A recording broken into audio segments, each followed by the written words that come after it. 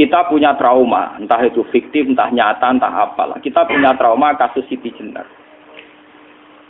Orang yang mendalami la ilaha illallah secara intensif, ya, entah itu disebut kalimat sodo, bosuluk, boseloko, mbah kono pokoknya. Orang yang memahami la ilaha illallah secara intensif, itu pasti menuju ilmu hakikat. Dan menuju ilmu hakikat pasti ngalami hakikat yang khoyali. Ini rungokno tenan iki. Hakikat yang nopo? Khoyali. Dan hakikat yang khoyali ini mulai menipu. Ya, kalau sudah begitu ruwet. Misalnya ngeten nggih. Ketika kula maca nggih diskusi ini utai perdebatannya kali jago mbek Siti Jenar. Saat itu ada Sunan Bonang juga. Kamu sujud pakai apa kali jaga? Ya pakai jasad. Dari Siti Jenar. Daging kamu itu hanya onggokan daging. Nanti itu jadi bangkai. Dan setelah jadi bangkai itu habis. Kamu nanti ditulis Tuhan tidak termasuk yang sujud. Kebuat yang mbok sujud itu bentek. Mikir kan juga. Rugi ke sujud mbek bathuk mbek tangan. Jasad sampeyan iku entek. Ora ana sing crita kowe nak sujud mergo jasad itu mau sampeyan dadi bang. Lah nek ngono sujud ning hakikat ora usah bathuk, ora usah tangan, ora usah sikil, yo rohom iku lho kon sujud mbek pangeran. Nak sujud mbek fisik ku rugi wong fisik sampeyan. Mikir kali itu. Mungkin bolak-balik kali Joko mantan wali preman terus jadi debat pusing. Siti Jenar tahu belajar tak tahu meneng Irak. Yang jelas yang mulang gak satem orang menangi. Wah, uang ini menjadi perdebatan. Sehingga keyakinannya kayak Siti Jenar, la ilaha illallah itu ya wahdatul wujud itu, innalillahi wa inna ilaihi. Selama ini kalau orang syariat misalnya, orang syariat itu kalau ada orang mati, misalnya Kak Ruhin mati, ini aku kan muni innalillahi wa inna ilaihi raji'un, saiki Ruhin wis mati. Mati itu balik ning pengen. Itu cara wong hakikat kan salah besar. Orang mati itu tidak ada. Cara ilmu hakikat orang mati itu tidak ada.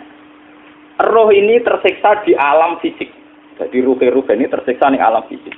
Karena ketemu ning jasate ruh. Tersiksa dulu. Aku rewa mangane kudu kerja piring Jepang tersiksa roh. Asal roti mau tersiksa. Misalnya kiai pemangan udah kudu pidato 2 jam bareng tersiksa. Roh kenapa? Tersiksa. Mergo roh ora buta mangan, ora buta ngombe, tapi gara-gara melok fisik.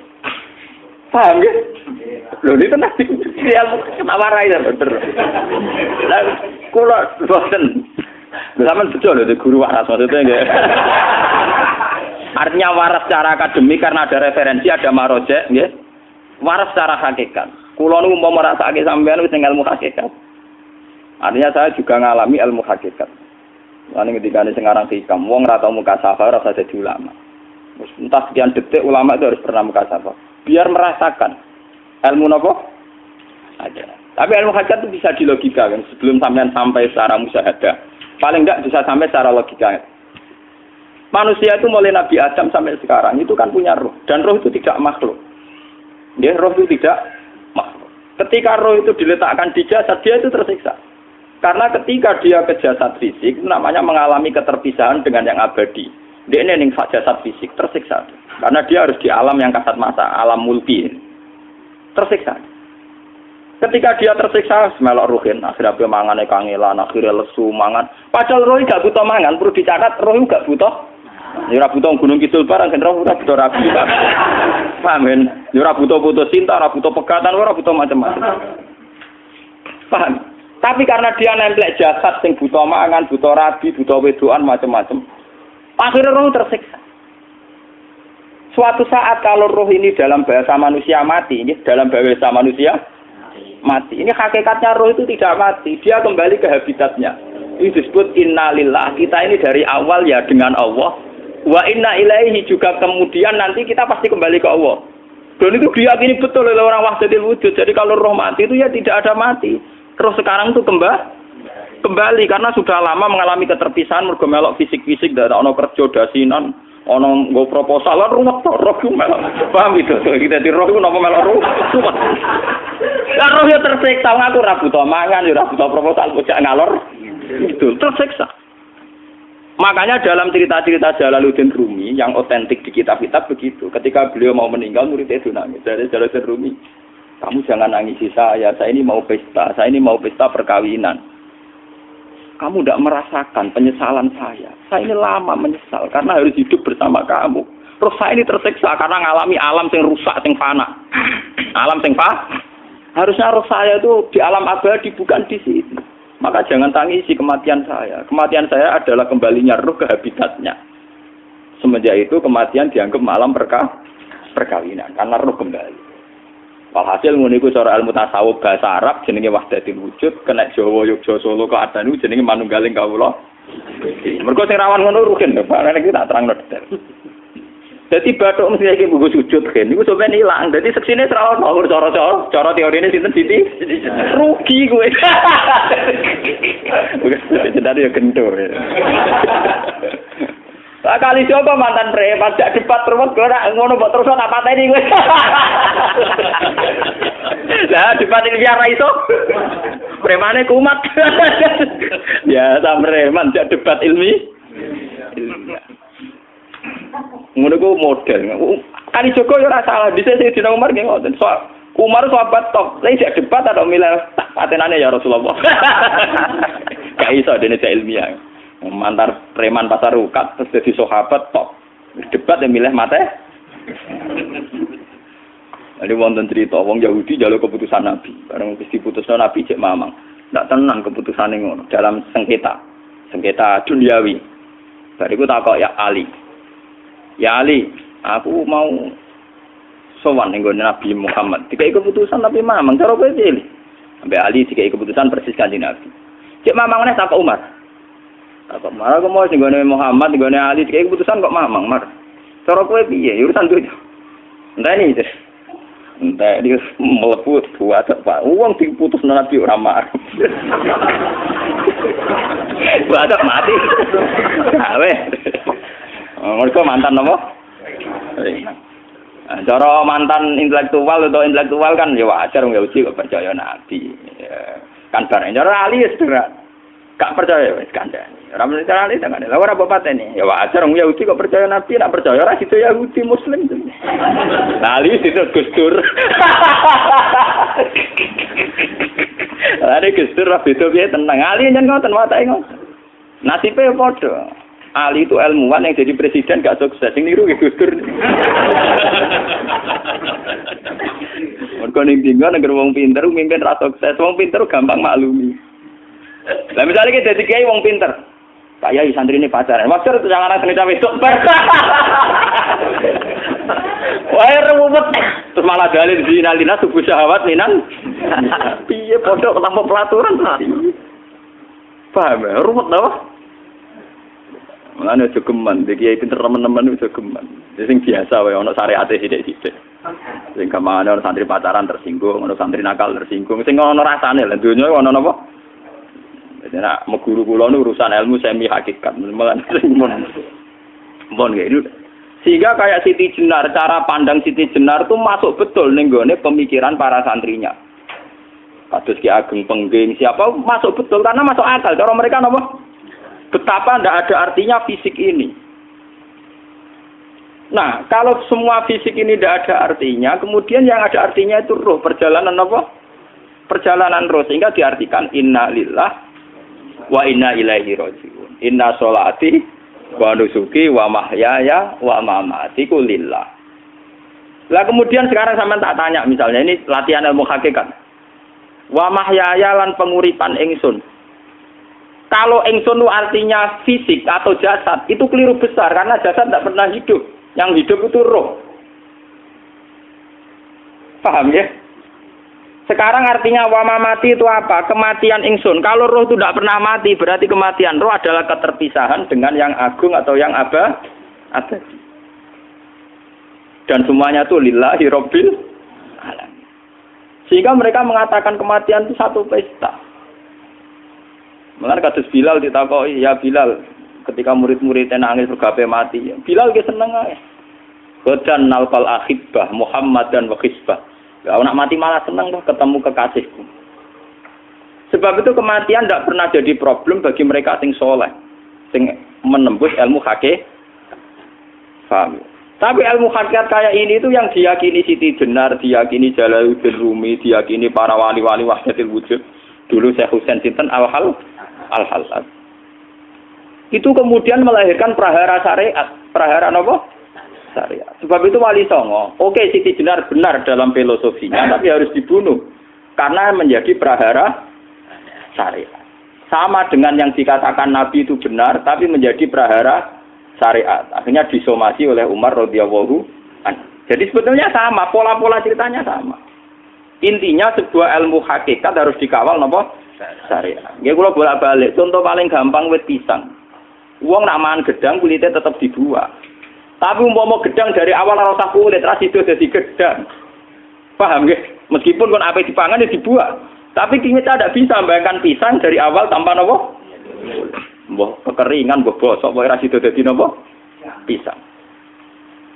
Terus pentingnya syariat lagi begini, malah penting ngaji wali-wali syariat yang pinter kados Sunan Kudus, kados Sunan Bonang. Andai kan tidak ada syariat itu dunia pun mesti rusak. Contoh paling gampang masalah pornografi, porno aksi. Jadi jenengan aja omongi ngono ibu ngakak-ngakak deh. Dari pangeran wis pirsa, kowe nek klambi pangeran ora tentara ya ora usah klambenan. Wong ora ana gunane. Kalau yang paling penting itu nazarullah, kenapa kowe klambenan barang, wong kowe klambenan ora pangeran tetep pirsa. Nyatane si Jenar nak mulang nggih coba klambenan lah intine napa? Dinya ada nabi Sunan pun. Nah kowe percaya kabeh nazarullah ora usah napa? Klambenan. Tetapi teori ra usah klambenan iki dienggo tenan. Mulane nek pas do wiridan aliran sesat ciri utama. Kira klambenan tenan.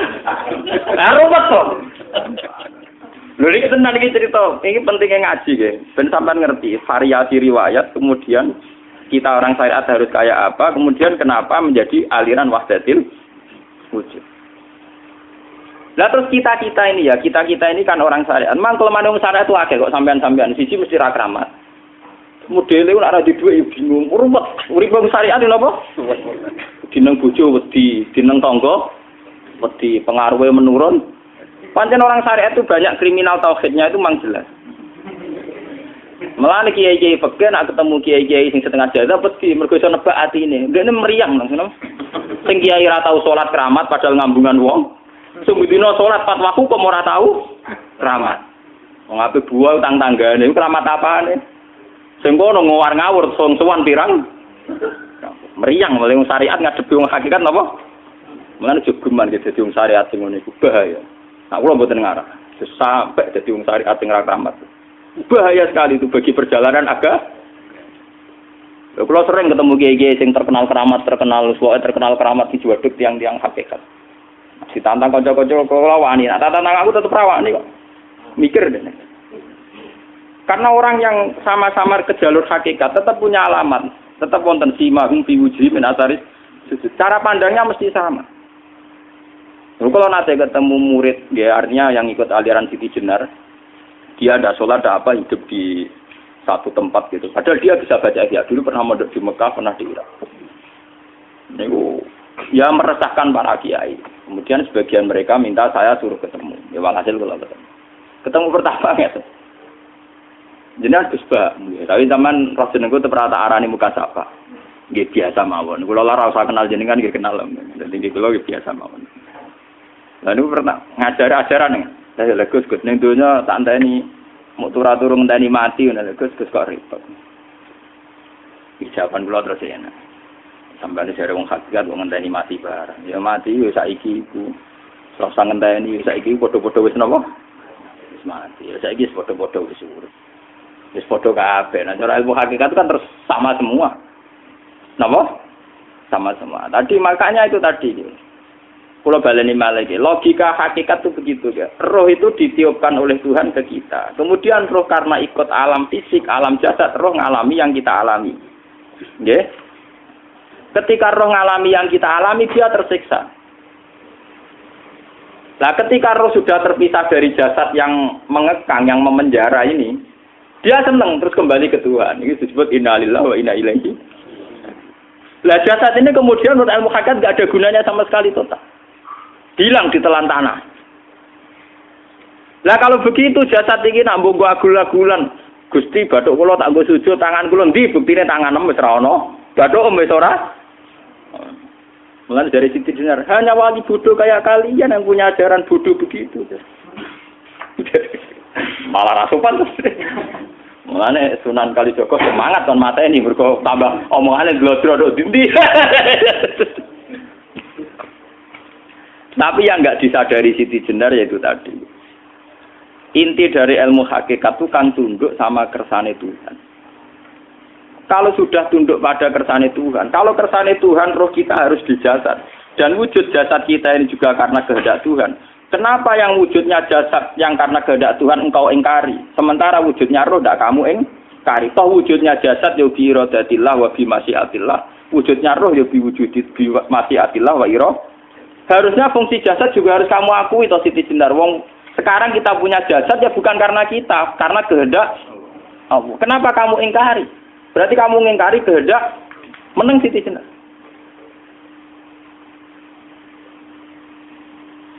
Makanya hakikat yang pertama Semi itu pasti khayal. Lah Siti Jenar itu hakikatnya baru yang sampai khayal itu.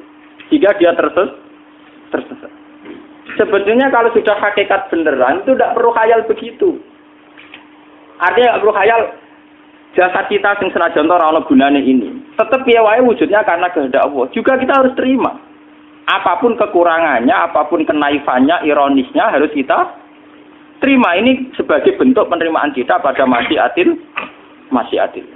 Begitu juga keadaan roh kita sebagai penerimaan atas masyiatil. Meskipun ada teori-teori roh yang lebih valid. Lebih valid misalnya begini. Kanjeng Nabi itu suatu saat ininya terputus karena perang Uhud. Itu Kanjeng Nabi dia dolanan drijine ini. Napa cara napa jari jemari ini Nabi putus. Iki dolanan. Jadi Nabi sendiri kadang sering ngajarkan ilmu hakikat. Hal lagi illa usbun udmiyat wa fi sabilillahi ma lafitu. Kowe iku ora trimo fisik, bentuk fisik jari jemari sing ditetir berdarah. Tapi nak kowe wis fi sabilillah ayo wis balik ning habitatem. Sehingga kenapa para sahabat itu ketika dicincang, ketika putus tangannya, putus kakinya. Sahabat yang usul ke ilmu hakikat itu malah senang. Karena jasad kita ini kan ila sabilillah menuju jalan Tuhan. Sekali dia sudah terluka fisabilillah itu sudah menemukan formatnya. Cara teori Cina bisa menemukan formasinya. Paham gitu? Orang kok malah ngeluh itu berarti goblok kena ngeluh. Paham tak? Paham ini apa? Jadi, makanya Nabi ngertikan ya itu sudah ketemu formatnya. Ketika rohnya para syuhada nanti kembali ke Tuhan, ya ketemu formatnya lagi. Itu disebut wala taqulu lima yuqtalu fi sabilillahi amma. Dia tidak mati sesuai formasi awal, yaitu roh kembali ke Tuhan dan jasad ikut mengawal. Nah itu Nabi kadang ya pakai ilmu hakikat begitu. Mulane kula bolak-balik matur, kula niku nggih mulai umur 20 tahun napa pinten. Kula nu asline nggih gadah penyakit dan ekstrim penyakit saya. Sampai saat ini kalau nak ngobatno tidak lebih 50%, karena saya tetap berpikir. Misalnya cara syariat kan berobat, tapi cara hakikat, apa betul keberadaan saya di alam ini penting? Sehingga aku kepengen urip tak bela-belani ngantek endak atusan juta. Jangan-jangan penting mati ikut timbang uripku. Lah nak ngono lha apa tak bela-belani? Entek atusan juta. Jadi misalnya kita berobat ya mau, ya dari Nabi kan berobat ya berobat. Pokoknya kita Islam masih mau geruda-gerudu, kadang orang paham. Sekali kamu mengamati dengan sisi hakikat, coba sekarang sampean pikir, coba sekarang nggak pakai logika hakikat, pakai logika syariat saja. Saya ini misalnya asetnya 10 juta, misalnya, saya punya aset 10 juta. Tapi misalnya aku rugi nawan atau dipengaruhi di masa depan sama kalau kulo kan soalnya cara teori di masa misalnya kulo ruhin, artinya kere di duit 10 juta aset.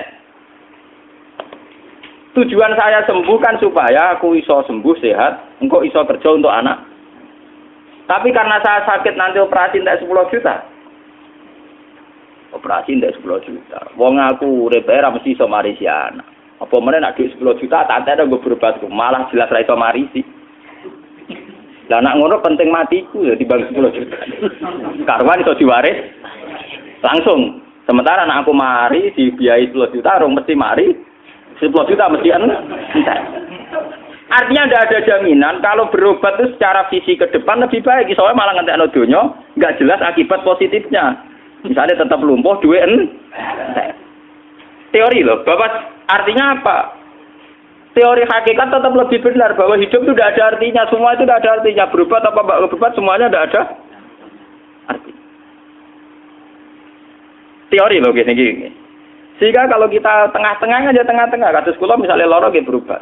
Gusti separuh kula nglakoni syariat, tapi sebagai kula ulama fikih nggih separuh kula lakoni napa? Jadi kula tetep mboten ngarah obat 100%. Tapi orang ngarah berobat wong kula tiyang napa? Syariat. Tapi memang faktanya itu begitu. Cara Kanjeng Nabi kadang Kanjeng Nabi berobat. Kadang Kanjeng Nabi wis nikine tercincang dige guyonan. Wa laki illa usbuun udwiyat. Ora apa driji sing gak melok-melok. Nah, bukti bahwa jasadnya begitu tidak penting. Kayak Sayyid Hamzah. Menurut Sayyid Hamzah menganggap wahyu bentone ra karuan. Kalau teori Siti Jenar itu benar, teori Jalaluddin Rumi benar teorinya lho, ora kok ra salate lho nggih, maksud kok nganut ra salate. Benar cara analisis roh. Ketika Sayyid Hamzah dinyatakan mati oleh manusia, oleh hukum manusia dinyatakan mati karena dia sudah tidak bergerak. Dalam teori hakikat kan rohnya Sayyid Hamzah sudah fi khawasili tuyurin khudrin. Rohnya sudah diambil Tuhan, tidak mati. Paham ya? Ketika rohnya Sayyid Hamzah sudah diambil, jasad ini sudah tidak punya rasa. Sekarang secara syariat kasat mata kita tahu, wong jasad nak diinfus, di sayat-sayat dioperasi ora kroso. Apa meneh saiki ruhe wis bisa. Lah ya jasad itu cek gampange, dioperasi dibius saja terus tidak kerasa. Apalagi rohnya sudah diambil. Nah saiki bayangkan, ketika Sayyid Hamzah itu sudah di atas, niku kira-kira dul wahsi ra wong bentuk. Lho wong kok baca igabus. Ketika jasad benar-benar tidak penting, kemudian jasadnya Sayyid Hamzah kan dicincang oleh wahsi. Ketika rohnya sudah diambil kan Hamzah tidak merasakan. Berarti Sayyid Hamzah guyu-guyu wahsi. Wahsi cek bentuk nih gabus dicincang. Paham ya? Lho niki tenan. Artinya ketika pandangan manusia iba kepada Sayyid Hamzah karena dicincang, dimutilasi oleh wahsi. Wahsi tidak ngalami Pak Sinten, Sayyid Hamzah tidak ngalami apa-apa karena rohnya sudah bersama Tuhan. Dan iso wae Sayyid Hamzah malah guyu-guyu wahsi. Cek goblok gabus kok dicincang. Lah nak ngono rak mirip, makanya dalam hal ini itu dalam teori roh itu sebetulnya Siti Jenar tidak sesat dalam teori roh. Tapi jangan katakan itu penemuannya Siti Jenar. Siti Jenar itu terlambat. Sebelum itu ada Husain Al-Khallas, sebelum itu ada Jalaluddin Rumi, sebelum itu juga ada sahabat, ada nabi. Cuma cara aplikasinya Siti Jenar melenceng. Jadi jangan katakan kok tak kampus-kampus. Iku pendapat Siti Jenar itu malah goblok meneng. Siti Jenar itu sanut, paham nggih maksud apa? Wis anut. Nah, teori yang sama terjadi pada Yesus Kristus. Ketika Yesus misalnya secara lahir dicincang, dimutilasi, diapakan oleh orang Yahudi. Sebetulnya rohnya dia sudah bersama Tuhan, kembali ke Tuhan Bapa, nah cara Kristen. Nah cara Islam ya balik ning pangeran. Andaikan itu iya, itu ya tidak ada masalah karena hakikatnya dia tidak dicincang, tidak dibunuh. Andaikan iya, tentu menurut Islam yang dibunuh Yudas atau siapa itu yang masuk bialau. Tapi sama sebetulnya teorinya sama. Kalaupun iya tidak ada masalah. Oke, kalau misalnya Nabi Isa karena ada kontroversi menyangkut dia atau Yudas. Sekarang yang Zakaria dan ya. Zakaria itu dicincang betul oleh orang Yahudi. Matinya dimutilasi. Tapi dia tidak apa-apa. Karena ketika beliau dicincang, rohnya sudah diambil. Ini rungono tenan kan. Ben kira untuk kendel mati paham kan ya. Dadi maksudnya niku kula ajari nak mati itu tidak problem nggih. Niki kalau urip wedi lho. Dan ini bersamaan paham nggih. Kaitan la ilaha illallah ini nanti semuanya sama kaitan sama apa? La ilaha illallah. Ini nanti ujungnya sama dengan la ilaha illallah. Begitu juga seterusnya. Misalnya Yahya kalian sinten? Zakaria. Ketika Tuhan ditanya, jadi tenggene alam malakut pangeran ditakok, ya Allah, Yahya dan Zakaria itu kan hamba pilihan engkau. Ketika dicincang kok jenengan biarkan. Endi Yahya Zakaria dicincang? Aku iku ora goblok jare pangeran. Sedurunge dekne dicincang jasate ruhe tak jupuk. Dadi dekne ora krasa blas. Begitu juga yang tafsir-tafsir, sama lihat wa Maryama Sayyidah Maryam yang istrinya Fir'aun. Itu kan dia iman sama Nabi Musa. Asiyah, ya. Asiyah imro'ati apa? Fir'aun. Asiyah imro'ati Fir'aun, ya. Itu kan dihukum oleh Fir'aun. Ketika mau ditumpahi apa? Batu besar. Iku Allah ketika di pangeran, ya malaikal mauti, cepat ambil rohnya sebelum dihunjami batu besar. Terus rohnya diambil. Sebab itu dalam hukum Tuhan, Tuhan itu tidak merasa bahwa Tuhan membiarkan Asiyah, membiarkan Hamzah, membiarkan Yahya, membiarkan Zakaria. Dalam hukum Tuhan, semua orang ini roh-roh terhormat. Akhirnya nak anggo teori iki sing nyincang malah goblok, wong gabus goblok cincang ngono lho. Nak anggo teori iki malah berbalik, sing goblok sing nyincang. Paham? Yo ora kok sesuai sampean kiaskan saja. Wong dibius wae disayat-sayat gak kroso. Kaya apa nak ruhe bener-bener wis tercabut terpisah. Rasane ning ndi? Iku sing disebut wala taqulu limayuk talu fi sabilillah napa? Lah kemudian roh ini kemana? Nah, roh itu sudah menyatu dengan kalimat tauhid. Mesti roh itu bersaksi la ilaha illallah. Itu sing disebut ning alam roh ketika Allah tanya alastu bi rabbikum mesti qalu bala. Mesti mereka jawabnya apa? Bala. Karena alam roh tentu lebih mudah bersaksi akan keberhadiran dan keeksistensi Tuhan Allah Subhanahu wa taala. Paham ya niki sampean penting. Nah, ketika kalimat tauhid sudah menyatu kayak begini, itu mesti kalimat tauhid sing mesti langsung untuk swarga. Itu dimaksud Nabi mustaiqinan biha qalbu mukhlishon biha qalbu. Ati itu qalbu kan nggak bisa kamu artikan jantung atau liver kayak teori modern sekarang. Misalnya qalbun itu apa? Jadi kiai qalbun itu jantung. Nak ngono beda mek liver. Lah nak liver apa kabidun niku akal-akalan aja padha ora paham. Bahasa kolbun, fikrun, aklun itu sesuatu yang misteri. Roh ini kemudian dengan kalimat tauhid sudah menyatu disebut mukhlishon biha kolbu. Ada tingkat kemurnian hubungan roh dengan kalimat tauhid. Lah kalau begitu pasti dakhalal jannah. Karena tidak mungkin kalimat tauhid kok di neraka. Lah ini ngomong masalah-masalah hakikat. Wong sing gak tahu petualangan hakikat, momene sing sering bingung bakas duit, bayar kredit, utang jatuh tempo, ora usah melok mikir, utek wis entek go mikir duit.